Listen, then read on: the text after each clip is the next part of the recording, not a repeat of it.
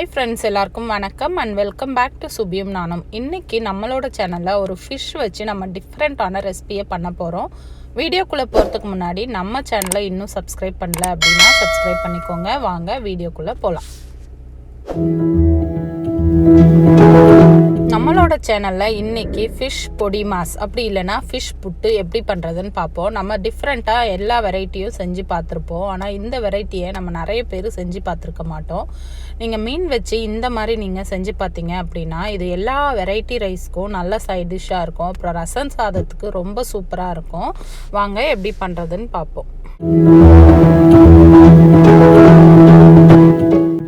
So இதை பண்ணுறதுக்கு இன்றைக்கி நான் வஞ்சர மீன் எடுத்திருக்கேன். நீங்கள் எந்த மீன் வேணாலும் எடுத்துக்கலாம். ஆனால் முள் கம்மியாக இருக்கிற மீனாக பார்த்து எடுத்துக்கோங்க. அப்போ தான் நமக்கு பிச்சு போடும்போது ரொம்ப முள் இல்லாமல் நமக்கு கிடைக்கும்.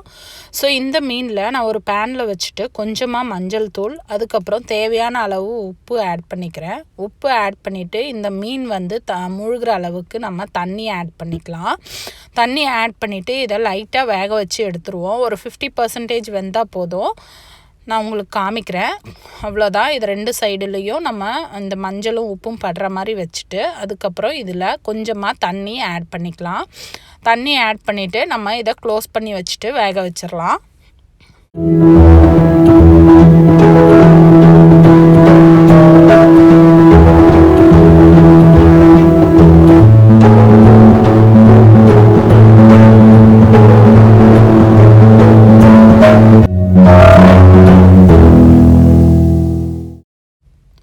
இப்போ பாருங்கள், ஒரு 10 minutes ஆயிருக்கும். நல்லா இது வந்து ஒரு ஒயிட் கலரில் வந்திருக்கு. இந்த ஸ்டேஜில் வந்தால் போதும். நம்ம இந்த மீனை எடுத்து வச்சிடலாம்.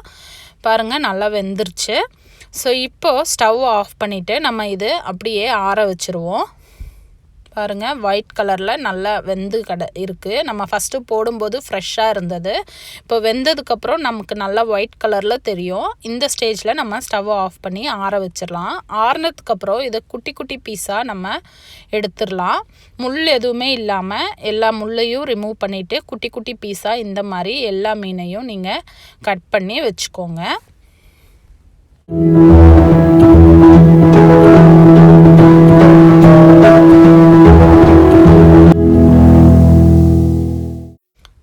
ஸோ இப்போ நமக்கு ஃபிஷ் ரெடி ஆயிடுச்சு. ஒரு பேனில் சூடானவுடனே 2 டேபிள் ஸ்பூன் எண்ணெய் விட்டுக்கோங்க. இது கூடவே கொஞ்சமாக கடுகு ஆட் பண்ணிக்கோங்க.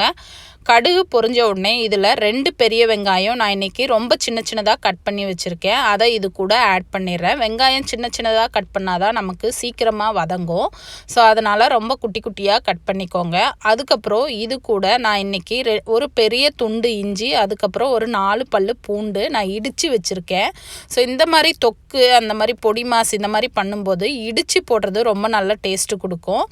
அதுக்கப்புறம் 2 பச்சை மிளகாய் இதில் ஆட் பண்ணியிருக்கேன். அதுக்கப்புறம் ஒரு கொத்து கருவேப்பிலையும் இதில் ஆட் பண்ணிக்கிறேன். இது எல்லாமே சேர்ந்து நல்லா பொன்னிறமாக வதங்குற வரலும் நம்ம வதக்கிக்கலாம். இருக்கட்டும்.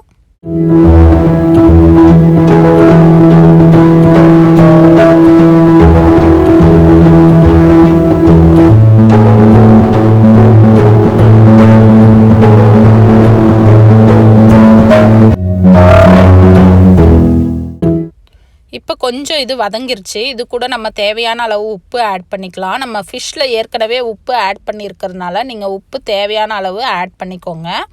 கொஞ்சமாக ஆட் பண்ணாலே போதும். இது இன்னும் கொஞ்சம் கூட வதங்கி வரணும்.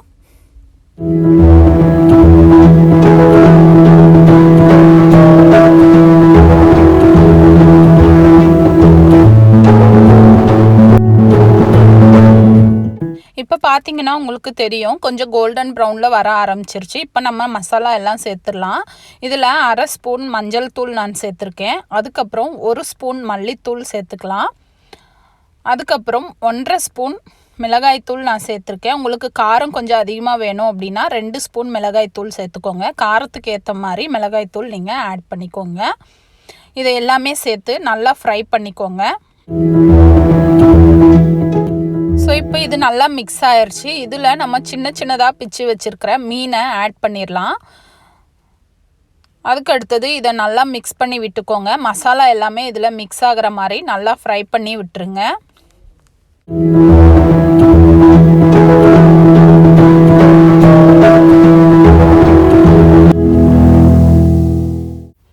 ஸோ இப்போ பாருங்கள், இது எல்லாமே மசாலாவோட நல்லா மிக்ஸ் ஆகி இருக்குது.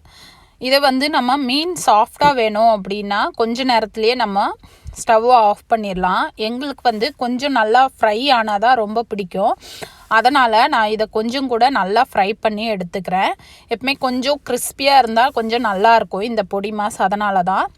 ஸோ ஒன்ஸ் மிக்ஸ் ஆன உடனே நம்ம கொஞ்சமாக இதில் 1 ஸ்பூன் போல் மிளகுத்தூள் ஆட் பண்ணிக்கோங்க. மிளகுத்தூள் ஆட் பண்ணால் ரொம்ப டேஸ்ட்டாக இருக்கும்.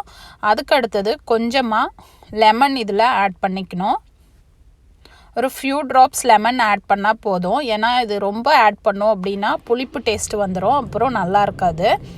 ஸோ கொஞ்சமாக லெமன் ஆட் பண்ணிவிட்டு இதையும் நல்லா மிக்ஸ் பண்ணி விட்டுறலாம்.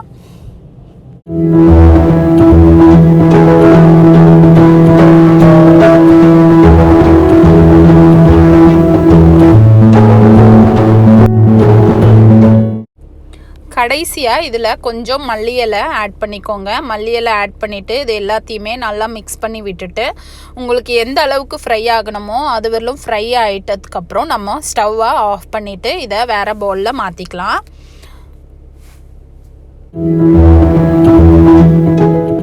இப்போ பாருங்கள், இது நல்லா ஃப்ரை ஆயிடுச்சு. அவ்வளோதான், நம்ம ஸ்டவ் ஆஃப் பண்ணிவிட்டு வேறு பாத்திரத்தில் மாற்றிடலாம். சூப்பரான ஃபிஷ் பொடி மாஸ் ரொம்ப சூப்பராக ரெடி ஆகிருக்கு.